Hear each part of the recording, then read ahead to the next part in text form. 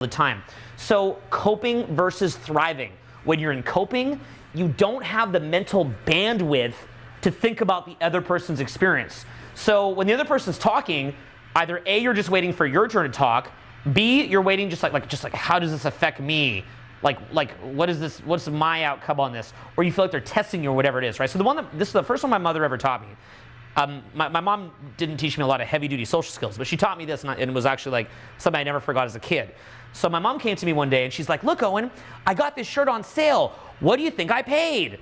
And in that moment, I'm thinking I'm being tested. I'm like, well, she said it's a sale, so that means it's cheap. So I should just say really low so I don't look dumb. So I'm like, $3. And she says, Owen, when people say it was on sale, what did I pay? Just guess a little bit high, and then when I tell you it's lower, then the emotions go up. So she knew that, I guess. So the idea of it being, look at the two different examples here. Julien, I just got my new old man rainbow shirt on sale. What do you think I paid? What do you guys think I paid on sale? So pick really low. $2. Wow, $3. No, still 120 bucks. Well. And then what would you say? And then what would you say?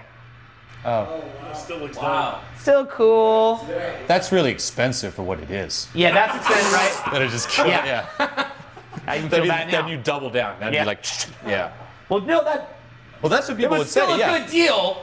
They would just shut you down. Like, no, that's really expensive. Like, oh my God, you should have gotten that for cheaper. What are you thinking? Look at this website. You could get it here Yeah. for cheaper. Just shove it. Yeah. Yeah. You know, or I remember one time I got a new apartment. It wasn't even like super expensive, but I guess it was more expensive than my buddy had. And so he's like, what do you pay for this? And I said, $2,900 a month.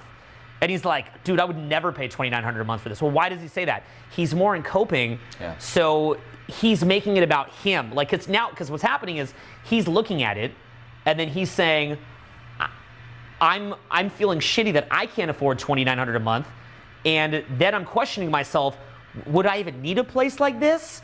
And then what's happening is his emotions are going down, and then he's dragging me down into his role. Like at best at that point, what's the best outcome? Like the optimal outcome at that point is I'm like, oh, well, in 11 months, I'll secure a better rent payment. And yeah, you're right. I never should have got this place. So it's the difference. It's like, you know, because just to sort of heavy-handedly berate this example, if I say, I got this on sale, what do you think I paid? And then you're like, $250? And then all of a sudden I go, no, $120. And so emotions go, it's on sale, guess what I paid? $250? No, $150. Wow, great deal. So emotions going up and up and up. So in thriving, the meta frame, okay, the word meta frame, I think that's, do you guys know if that's NLP? Maybe you guys know. I don't know. They call that neuro-linguistic programming. So I think the word meta frame is from NLP. I'm not sure, but the idea of the meta frame is that there's an underlying meaning to it. Okay, there's an unconscious subcommunication. So typically, the underlying communication when you're viewing it as a test or waiting for your turn to talk or making it about you is you're in coping. So you're a low status person.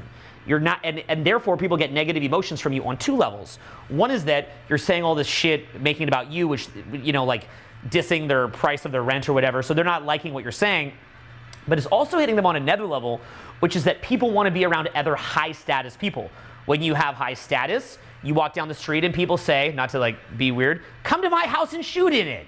And when people have low status, people say, here's a quarter, go away. Or not even here's a quarter, just go away.